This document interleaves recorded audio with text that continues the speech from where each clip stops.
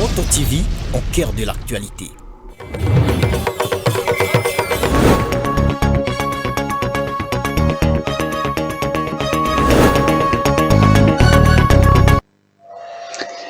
Merci pour votre fidélité à Moto TV. Mesdames et messieurs, bienvenue dans le journal.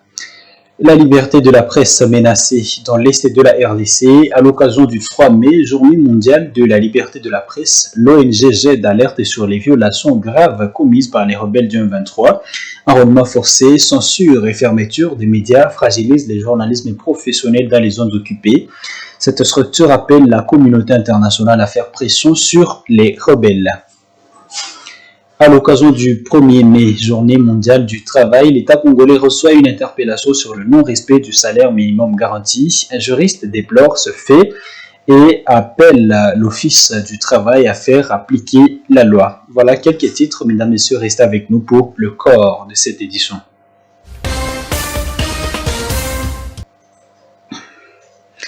À vous toutes et à vous tous, bienvenue dans l'intégralité comme annoncé. La journée mondiale de la liberté de la presse est célébrée ce samedi 3 mai, une date symbolique dans un contexte marqué par l'insécurité persistante dans l'Est de la RDC. L'ONG Journalistes à danger jette un sigle appel à une réaction forte face aux violations massives de la liberté de la presse, comme nous le dit ici Delphin Weya. Dans les provinces du Nord Kivu et du Sud Kivu, la liberté d'information est aujourd'hui menacée comme jamais auparavant. Les journalistes travaillent dans les conditions alarmantes, prises à étendre la guerre et les pressions des groupes armés, principalement des rebelles du M23. Depuis la prise de Goma en janvier 2025 et la chute de Bukavu quelques semaines plus tard, les violations des droits des professionnels de formation se sont multipliées. Enlèvements, séquestration, disparitions forcées, enrôlement idéologique dans des champs de formation militaire, pillage et fermeture des médias, le bilan est particulièrement lourd. Dans les territoires sous contrôle de l'AFC et M23, les journalistes sont contraints soit de fuir, soit de se soumettre aux injonctions du mouvement rebelle. Plus d'une cinquantaine de professionnels ont quitté leur localité pour se réfugier dans des zones plus sûres, abandonnant studios et émetteurs. La structure journaliste d'Angers GED fait savoir que les rebelles imposent une ligne éditoriale stricte. Lors d'une réunion tenue à Bukavu le 23 février dernier, les responsables de la communication du M23 ont rassemblé une soixantaine de journalistes et responsables des médias pour leur dicter une dizaine de directives. Parmi elles, interdiction de relayer les propos hostiles au mouvement, obligation de diffuser les informations filtrées et silence total sur les actions menées par les forces gouvernementales.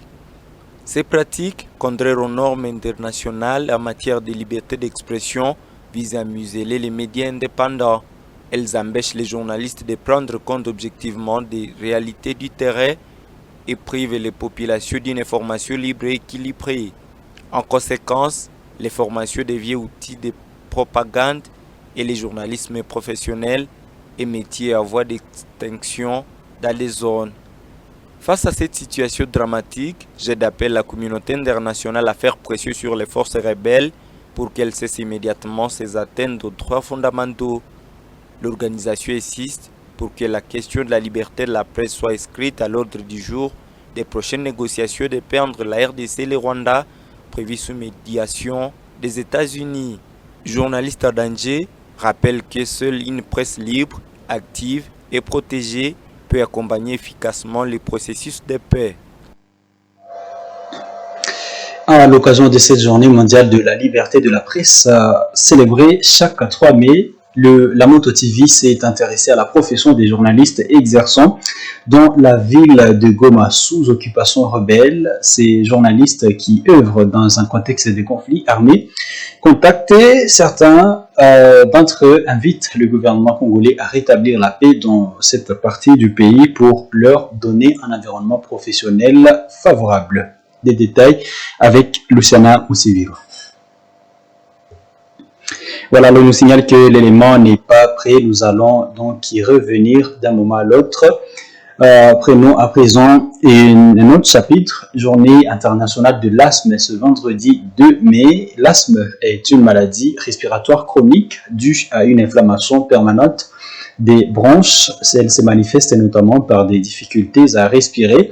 Dr Kalimanzanzo, médecin traitant à l'hôpital général de référence secondaire Matanda, conseille les personnes souffrant de l'asthme à se faire suivre par des professionnels de la santé pour des soins appropriés, mettant un accent particulier sur les femmes enceintes. Clémence Ningo pour nous en parler.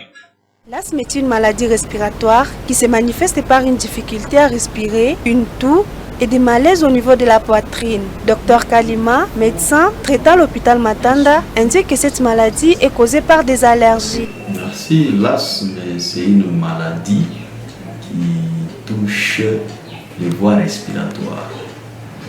Et c'est une maladie allergique. Ça signifie que vous êtes en contact avec un allergène. Et c'est à ce moment-là que les voies respiratoires vont se rétrécir. Et en se rétrécissant, l'air a du mal à sortir. C'est comme ça que vous aurez la personne qui commence à pousser, il a du mal à respirer. Et ça vient surtout la nuit. Les femmes enceintes souffrent doublement de cette maladie vu leur état. Ce médecin explique qu'elles peuvent connaître par moments des difficultés respiratoires dues à cette maladie au rétrécissement du diaphragme au fur et à mesure que le fœtus gagne de l'espace. Dr Kalima conseille les femmes enceintes souffrant de l'asthme de se faire consulter pour un suivi adéquat. On peut vivre avec la grossesse en étant asthmatique, mais il faut vraiment un suivi pour cette grossesse-là. Parce que déjà, c'est un problème de respiration. Et quand la grossesse est en train de croître, ça comprime aussi. C'est ce qu'on appelle un muscle qu'on appelle le diaphragme. C'est un muscle de la respiration. Et comme ça comprime, ça peut faire que la maman, la femme enceinte, ait du mal à respirer. Et donc, elle peut tomber enceinte. On ne refuse pas, mais il faudrait que cette grossesse-là soit suivie de très près. Et même à l'accouchement, il faudrait vraiment qu'on puisse vraiment suivre cela, parce que cet effort-là de pousser peut déclencher une crise d'asthme. La journée de l'asthme a été instituée pour sensibiliser sur la maladie et ses traitements. Et dans le même chapitre des journées mondiales, parlons cette fois-ci de celle du travail qui s'est célébrée le jeudi 1er mai dernier, une journée qui vise à valoriser le travail et ceux qui les fournissent. À Butembo, des voix se lèvent pour dénoncer le non-respect du salaire minimum garanti des travailleurs congolais. Un reportage rendu par Eugénie Moussivira. La célébration du 1er mai n'a pas été qu'un moment festif. Pour certains, c'était aussi une occasion de rappeler l'importance du respect des droits des travailleurs, souvent bafoués. Maître Ranulphe Angui s'est montré particulièrement préoccupé par la situation salariale des fonctionnaires en République démocratique du Congo. Selon lui, le salaire minimum interprofessionnel garanti, SMIC, actuellement fixé à 14 500 francs congolais, est largement ignoré, y compris par l'État congolais lui-même. Le SMIC actuel est de 14 500 francs par jour, ok? C'est-à-dire l'employeur doit payer au minimum 14 500 francs s'il respecte ou bien s'il se soumet au moins au texte en vigueur en matière de travail en République démocratique du Congo. Alors si vous prenez 14 500 francs par jour multiplié par 30 jours, vous avez une somme qui va au-delà de 100 $. Alors que vous trouvez en République démocratique du Congo ceux qui travaillent et qui rendent service des services qui sont des charges qui sont des travaux plutôt qui sont très lourds et qui reçoivent moins de 50 $ par mois. Pour ne pas exagérer, s'ils reçoivent 50 $, ils sont déjà en dessous, ok, du SMIC qui est prévu par nos textes législatifs et réglementaires en République démocratique du Congo. Dans un contexte où plusieurs secteurs sont paralysés par de grèves répétées, l'avocat attribue cette instabilité à une gouvernance défaillante qui ne prend pas en compte des revendications salariales légitimes. Il appelle l'Office national du travail à assumer pleinement son rôle de régulation, même face aux institutions publiques. C'est comment? Bon, en fait, nous avons des services publics de l'État qui sont appelés, ok, et à faire le contrôle de ces rémunérations de qui des travailleurs. Et nous avons l'Office de travail qui est chargé à pouvoir contrôler, surtout que les contrats, lorsqu'ils sont signés, ils doivent être soumis à l'autorité compétente afin qu'il y ait contrôle dans ce sens-là. Et d'ailleurs, s'il faut aller en profondeur dans le droit du travail, il y a même des fiches de paie, okay, qui doivent être établies au niveau de chaque société, de chaque entreprise.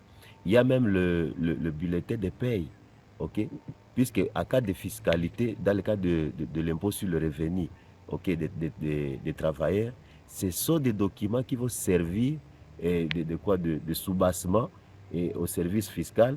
Mais ce cri d'alarme lancé en marge de la fête des travailleurs résonne comme une interpellation directe à l'État congolais.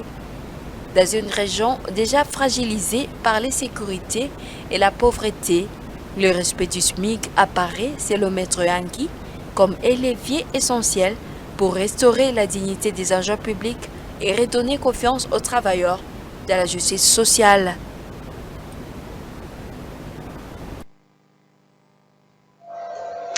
Et avant de passer dans un nouveau chapitre, reprenons celui-ci.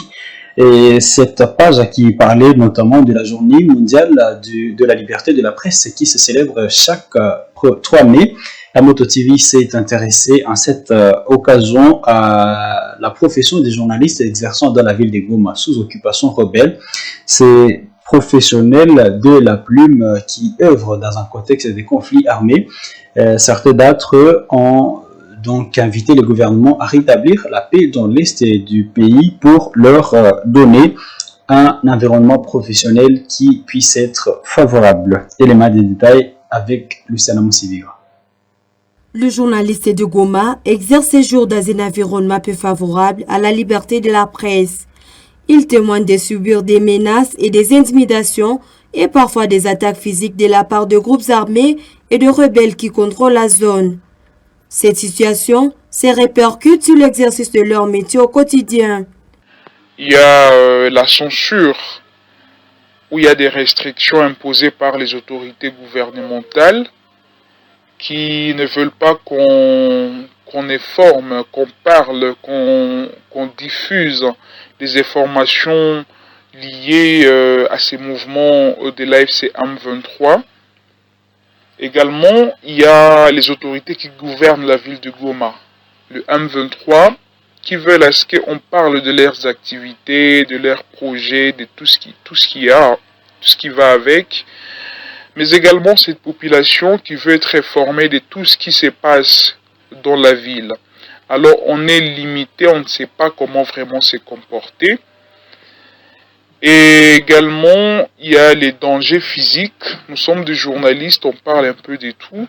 On doit informer sur tout ce qui se passe, mais on ne sait pas comment le faire, par peur d'être enlevé, par peur d'être assassiné, par peur d'être arrêté. Tout ça, ça fait à ce que l'on ne pratique vraiment pas la profession du journalisme. En vue de la situation, nombreux journalistes se sont déplacés, craignant pour leur sécurité. Ceux qui sont restés travaillent dans des conditions difficiles, rapporte notre source. On ne sait plus comment informer. On ne connaît même plus les techniques de survie. C'est vrai, on a eu des formations, mais lors de la guerre, c'est vraiment très difficile de pratiquer tout ce qui a été dit là-bas. Mais bon. Certains ont carrément laissé, c'est ça en fait. Certains ont carrément laissé de travailler et on se retrouve devant, au moins je peux dire sur une trentaine, quarantaine de radios, il n'y a que une dizaine qui fonctionnent jusqu'à présent.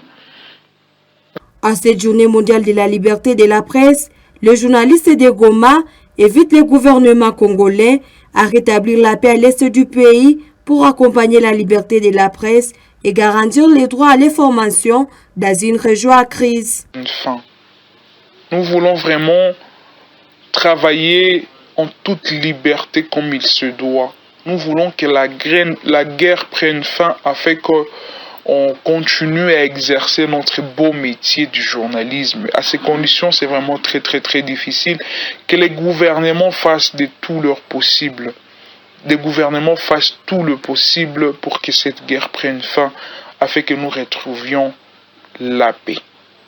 La journée de la liberté de la presse rappelle le gouvernement la nécessité de respecter ses engagements à faveur de la liberté de la presse et constitue également une journée de réflexion pour les journalistes. Société et économie, depuis la dégradation du pont Semuliki en territoire de Béni, l'importation alors des biens depuis l'Ouganda est devenue impossible. Une crise humanitaire s'aggrave donc dans la région. Ainsi, tout à coup, la population souffre de la flambée des prix des denrées des premières nécessités. Jonas Kabalami, qui est notable au Grand Nord, exhorte les commerçants encore à possession des produits stockés à l'amour du prochain et non pas profiter de la hausse du prix sur le marché. Suivez ce reportage de Mwanampezi Mazekele pour des éléments de détails. Depuis que le pont Semuliki s'est effondré sur l'axe Béni-Kasindi, les importations sont presque totalement interrompues dans la région du Grand Nord. Résultat, les produits alimentaires, les articles de première nécessité et les biens importés sont devenus rares et inaccessibles pour une grande partie de la population. Les marchés sont moins fournis, les prix connaissent une envolée inquiétante. Dans ce contexte, Jonas Kabalami Kiakakala, notable du Grand Nord, lance un appel à la solidarité. Il exhorte les commerçants à faire preuve de compassion et à ne pas profiter de la crise pour augmenter les prix. Ce leader local appelle également les autorités provinciales.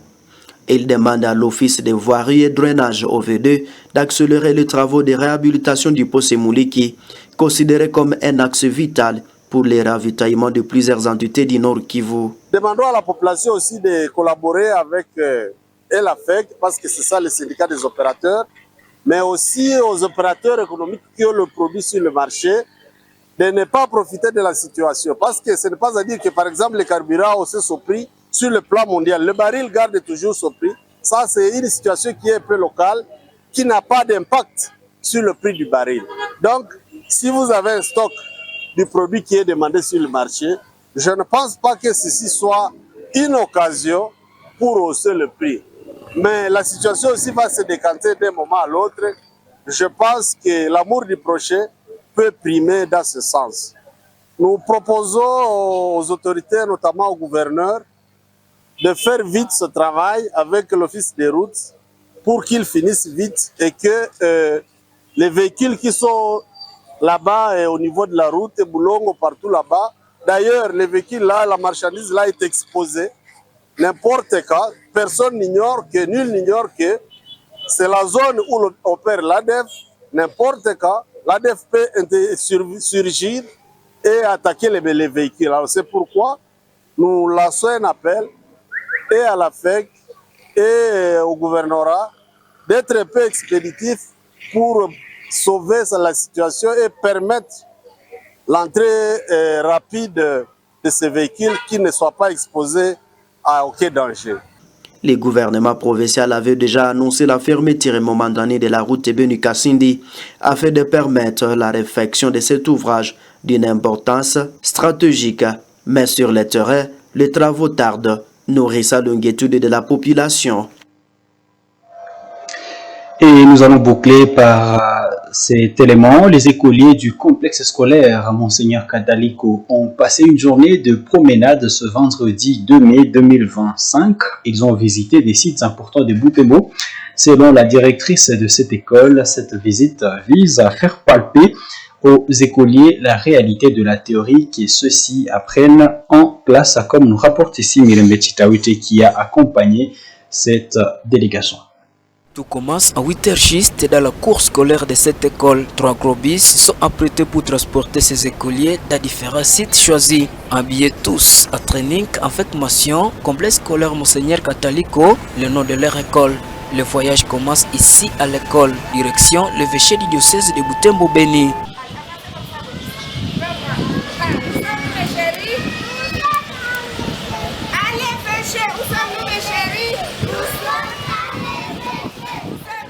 Malgré l'absence du berger du diocèse, les enfants ont visité différents endroits ici, notamment la chapelle, la grotte mariale et autres espaces.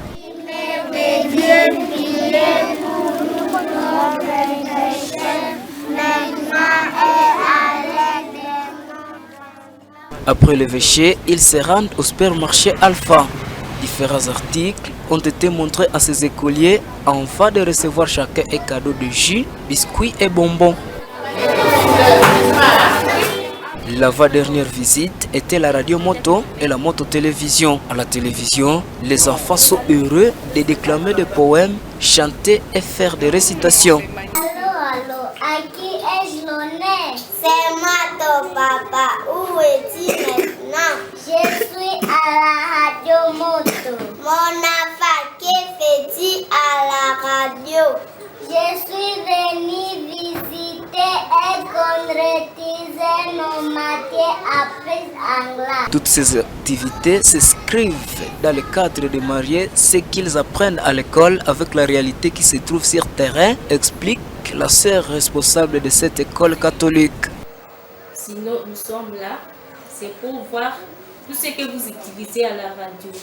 La dernière partie à l'ordre du jour était le centre Uhai Kikyo où les enfants ont effectué différents jeux et clôturé la journée par la prise de repas.